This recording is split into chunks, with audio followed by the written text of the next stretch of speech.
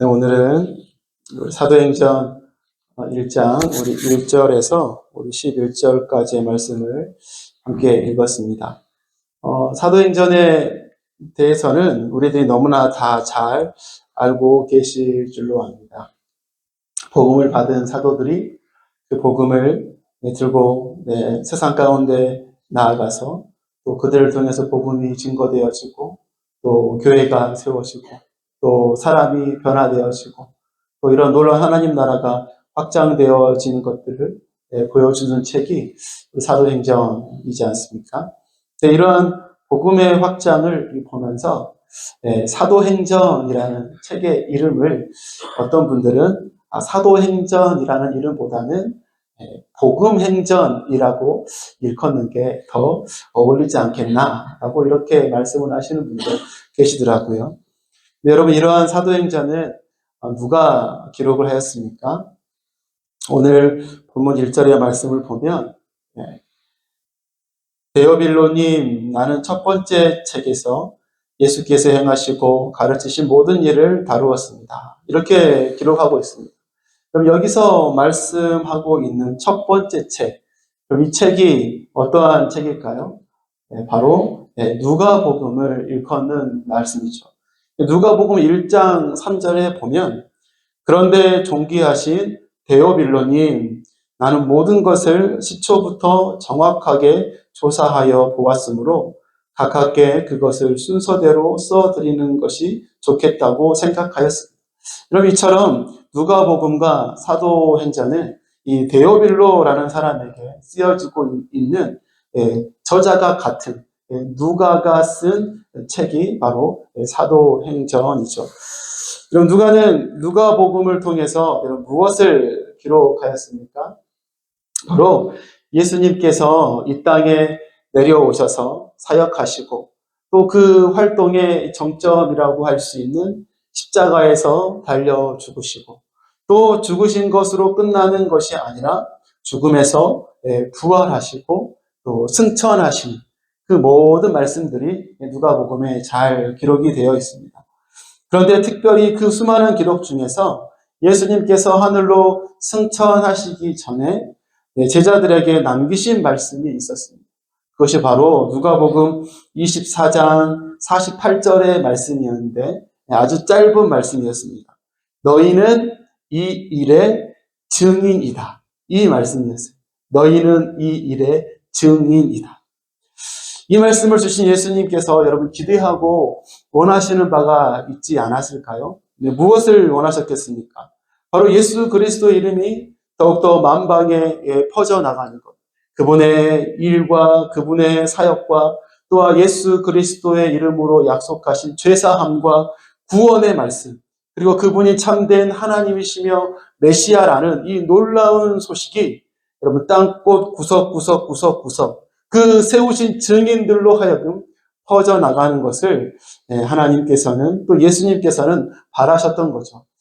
여러분, 그래서 또 동일하게 마태복음의 마지막에 보면 이와 동일한 맥락의 말씀을 예수님께서 마태복음에 해주셨죠.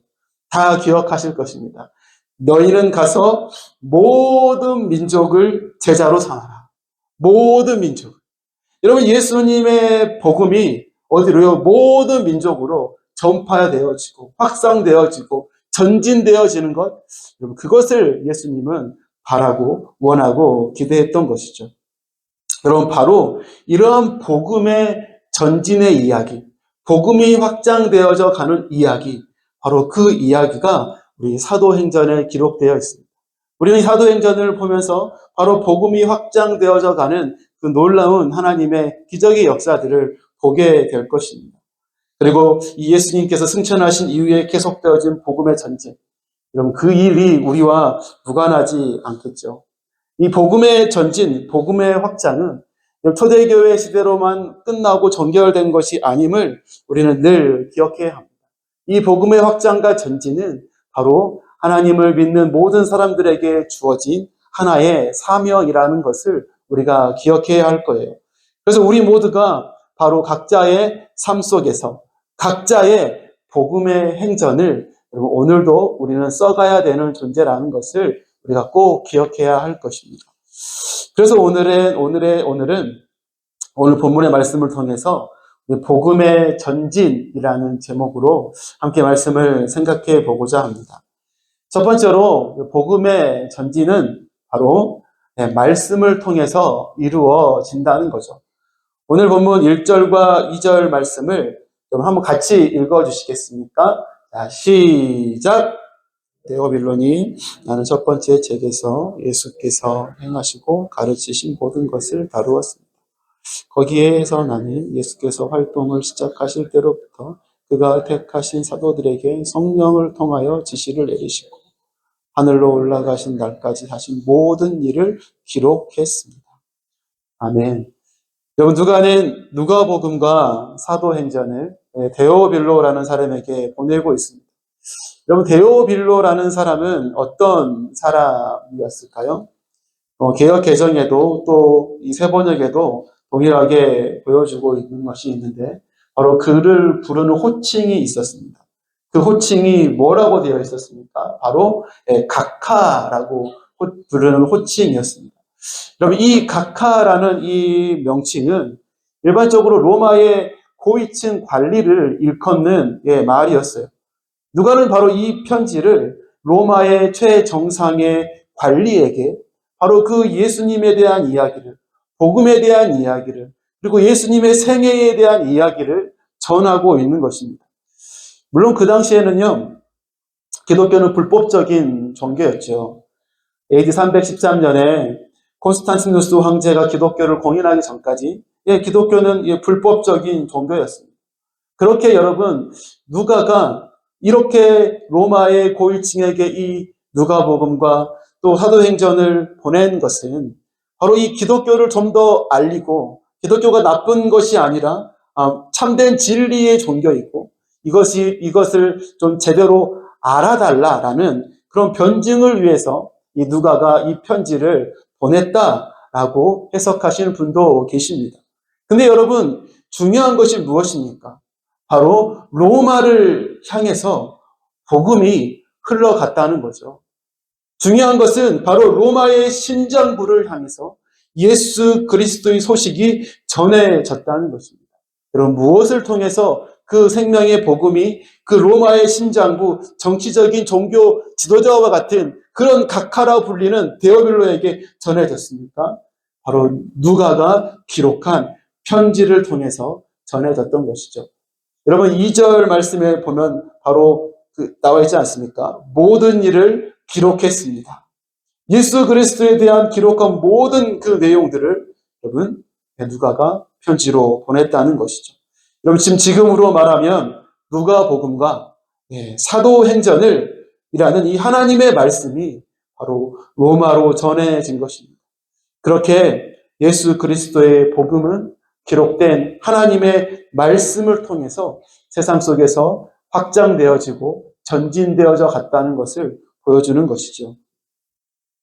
그럼 1866년 우리 기독교 역사상에서 절대 잊지 말아야 될 그런 한 사건이 이 조선시대 우리나라 대동강변에서 있었습니다. 바로 조선에 입국한 토마스 선교사님이 바로 그곳에서 순교하는 사건이 있었죠. 그러면 그 현장에서 이 토마스 선교사님을 직접 죽였던 한 병사의 기록을 보면 그 당시 토마스 선교사님이 어떠한 마음으로 그 순교했는지를 우리들에게 보여줍니다. 여러분, 바로 이 토마스 선교사님을 죽였던 박충권이라는 사람의 사진입니다. 그 기록을 보면 이렇게 되어 있습니다. 내가 서양 사람을 여럿 죽였는데 그 가운데 한 사람은 지금 생각해도 이상한 점이 있다. 내가 그를 죽이려고 하자 그는 두 손을 마주 잡고 무슨 말을 한 후 붉은 천이 덮인 책을 가지고 웃으면서 내게 받으라고 권했다. 내가 그를 죽이기는 했지만 이 책은 받지 않을 수 없어서 받아봤다. 여러분, 이런 기록이 되어 있습니다. 27살의 토마스 선교사가 젊은 나이에 조선의 대동강변에서 자신의 목숨을 주면서까지 던진 한 권의 성경책, 한 권의 말씀이 조선 땅에 조선을 향한 하나님의 복음의 전진이요 확장의 시초가 되었던 것입니다. 이 토마스 선교사를 죽인 청년의 이름은 박충건이라고 했습니다. 그 사람은 이러한 마음이었대요. 아니, 그 책이 무슨 책이길래 죽어가면서도 내게 그렇게 건네주려고 했을까? 이런 생각으로 박충건은 성경책을 읽었습니다. 이거 놀랍게도 그 성경책을 읽으면서 예수 그리스도를 영접하게 되었고, 교회의 장로가 되었고, 또 열심히 하나님의 복음을 전하는 전도자로서의 삶을 살아가는 사람이 되었다는 것입니다.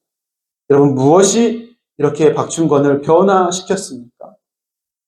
토마스 선교사를 통해서 전해진 하나님의 말씀이 그를 그리스도인 되게 했던 것입니다. 전해진 하나님의 말씀이 그의 마음에 복음을 씨앗을 떨어뜨렸고 그게 싹을 틔우게 했던 것이죠. 말씀으로 복음이 전진되어지는 그런 놀라운 하나님의 기적의 역사를 보여주는 한 이야기가 아닐까요? 여러분, 이 원리는 지금도 동일하다고 믿습니다. 세상에 무엇으로 한 사람의 영혼을 주님께로 인도할 수 있겠습니까?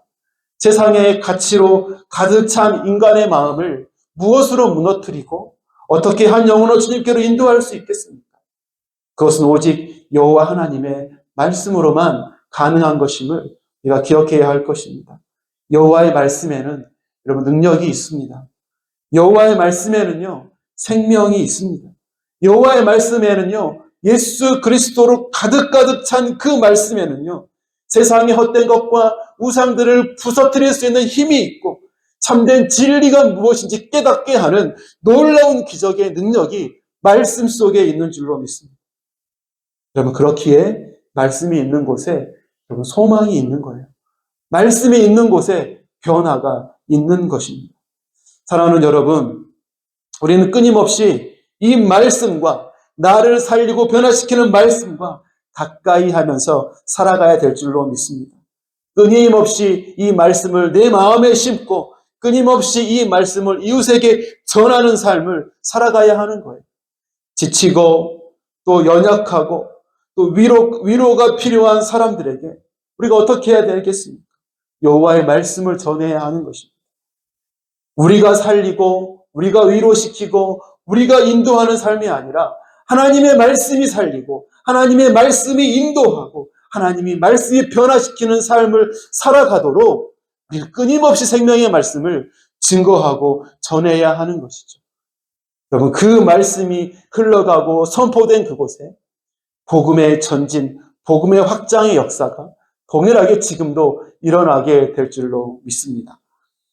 두 번째로 복음의 전진, 그것은요 바로 증인들을 통해서 이루어졌다는 것입니다. 우리 3절과 8절 말씀입니다. 3절과 8절, 예수께서 고난을 받으신 뒤에 자기가 살아계심을 여러 가지 증거로 드러내셨습니다. 그는 40일 동안 그들에게 여러 차례 나타나시고 하나님 나라에 관한 일들을 말씀하셨습니다. 8절입니다. 그러나 성령이 너희에게 내리시면 너희는 능력을 받고 예루살렘과 온 유대와 사마리아에서 그리고 마침내 땅 끝에까지 이르러 내 증인이 될 것이다. 아멘. 이런 복음의 전진은 바로 복음을 맡은 수많은 증인들을 통해서 이루어졌음을 우리 기억해야 하는 것입니다. 3절의 말씀을 보면 하나님이 하나님 되심을 경험했던 증인으로 보았던 무리들이 있었음을 우리에게 보여주고 있습니다. 그들에게라고 이렇게 말씀하고 있지 않습니까? 바로 무리들이 있었던 것이죠. 그 무리들은 무엇을 보았습니까? 바로 죽으셨다가 부활하셔서 40일 동안 자신과 함께하고 하나님 나라에 대한 놀라운 비밀을 끊임없이 말씀해 주시는 그 예수님과 함께하는 시간을 보냈던 것이죠. 예수님의 부활을 직접 여러분 목격하고 체험한 사람들이었습니다. 예수님이 진짜 하나님이심을 확실히 깨달은 사람들인 것이죠. 여러분, 우리는 그들을 이렇게 부를 수 있을 것 같아요. 증인들이다. 증인인 것이죠. 그리고 예수님은 바로 그 증인들에게 오늘 8절의 말씀처럼 땅 끝에까지 이르러 내 증인이 될 것이다 라는 명령을 하고 계신 것입니다. 사도행전 1장 8절의 말씀, 너무나 유명한 말씀인데요. 바로 이 사도행전을 이해하는 데 있어서 아주 중요한 말씀입니다. 왜냐하면 사도행전의 전체 내용들은 바로 사도행전 1장 8절의 말씀을 실천하는 증인들의 삶을 풍성히 기록한 책이라고 해도 과언이 아니기 때문이죠. 끊임없이 복음을 증거하며 증인의 삶을 살며 전도 여행을 떠났던 사도 바울의 삶을 풍성히 기록해 놓았죠. 사사들의 이야기를 통해서 수많은 증인들을 통해서 교회가 세워지고 사람이 변화되어지고 무리들이 주께로 돌아오는 복음의 확장의 역사, 복음이 전진되는 내용들을 사도행전은 가득가득 채우고 있기 때문입니다. 이를 통해서 우리가 알 수 있는 것이 무엇입니까? 복음의 전진, 그것은 바로 수많은 증인들을 통해서 이루어졌고 지금도 이루어가고 있음을 우리는 기억할 수 있는 것입니다. 여러분, 예수님께서 죽으시고 3일 만에 부활하셨죠. 그런데 이 부활에 대해서 의심하는 사람들이 참 많았습니다. 뭐라고 의심했을까요?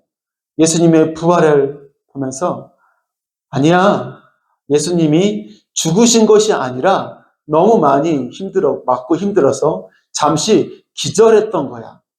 기절했던 거야 라고 하면서 예수님의 죽음과 부활을 의심하는 사람들이 있습니다. 어떤 사람은 어떻게 해요? 아니야, 예수님은 죽으셨는데 제자들의 시신을 훔쳐갔어. 훔쳐가가지고 부활했다고 거짓말한 거야. 꾸며낸 이야기야. 라고 예수님의 부활을 의심하는 이야기, 사람들이 많이 있습니다. 그러나 여러분, 예수님은 실제로 부활하셨죠? 실제로 부활하셨습니다. 우리가 그것을 믿잖아요. 예수님이 누우셨던 그 무덤이, 닫혔던 그 무덤이 텅텅 비어서 빈 무덤이 되었습니다. 그것이 예수님의 부활을 증명하는 것이죠. 그리고 여러 가지 많은 예수님의 부활을 증명하는 이야기들이 많이 있지만 그 중에 하나, 너무나도 누구도 거부할 수 없는 한 가지 확실한 증거가 있습니다. 무엇입니까? 예수님의 부활을 목격한 증인들이 너무나 많이 있었다는 거예요. 고린도전서 15장 5절부터 8절까지 말씀입니다. 게바에게 나타나시고 다음에 12제자에게 나타나셨다고 하는 것입니다. 그 후에 그리스도께서는 한 번에 500명이 넘는 형제 자매들에게 나타나셨는데 그 가운데 더러는 세상을 떠났지만 대다수는 지금도 살아 있습니다. 다음에 야고보에게 나타나시고 그 다음에 모든 사도들에게 나타나셨습니다. 그런데 맨 나중 다리 차지 못하여 난 자와 같은 나에게도 나타나셨습니다. 예수님의 부활은 이처럼 수많은 증인들이 증명하는 그런 부활이었습니다. 그렇게 예수님의 부활은 사실인 것이죠. 그리고 그 수많은 증인들로 인해서 그리스도의 복음이 초대교회 가운데 힘있게 확장되어지고 전진되었던 것입니다. 복음의 전진요, 그것은 증인들을 통해서 여러분 이루어졌고 지금도 이루어가고 있는 것이죠. 이 사람은 지금도 마찬가지 아니겠습니까? 여러분, 우리가 증거해야 될 말이 무엇이겠습니까?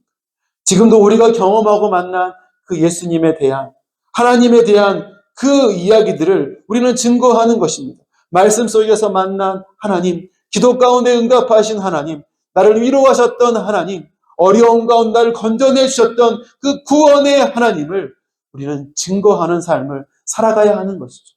이것이 바로 복음을 전진시키게 하시는 하나님의 방법이고 통로였다는 것이죠. 여러분, 왜 요즘에 이렇게 복음의 전진이 어려운 시대가 되었습니까? 왜 요즘 이렇게 복음의 확장이 어려운 시대가 되었습니까? 증인이 사라졌기 때문이 아닐까요? 한 교회를 평가하는 한 목사님의 외침을 들은 적이 있습니다. 근데 그 외침 참 제 마음을 아프게 하고 근심케 했어요. 답답하게 했어요. 그 목사님의 말씀이 무엇이었냐면 한국 교회 가운데 평가자들만 가득하다는 거예요. 평가자들. 예배를 좋은 예배, 나쁜 예배로 평가하는 사람들로 교회가 가득하다는 거예요. 하나님의 말씀을 놓고 좋은 말씀, 그저 그런 말씀, 나에게 듣기 싫은 말씀, 나쁜 말씀, 평가하는 사람들이 교회에 가득하다는 거예요. 그들이 하나님 앞에 받은 사명이자로서의 삶의 본분은 깜깜하게 잊어버리고 교회 안에서 고상하게 앉으면서 평가하는 평가자들이 교회에 가득하다는 것입니다. 그럼 이것이 한국교회의 슬픈 현실이다. 이렇게 말씀을 하시더라고요. 여러분, 우리는 평가자가 되어서는 안 됩니다. 우리 모두가 여호와 하나님의 말씀을 향한 증인들임을 기억해야 하는 것이죠. 증인이 입을 닫으면 그 공동체는, 그 나라는 소망이 없는 것입니다.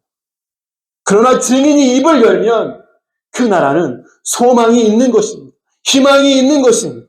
그 입술을 통해서 생명의 말씀이, 복음이 흘러가고 선포되어지고 영원히 살아날 것이기 때문이죠. 우리들의 입술을 통해서 더욱더 복음이 확장되어지고 전진되어지는 은혜가 우리 가운데 있기를 간절히 소망합니다. 마지막으로 복음의 전진, 그것은요, 예수님의 사역을 통해서 여러분 이루어졌습니다. 우리 6절 말씀 같이 읽어주시겠습니까? 6절입니다. 자, 시작.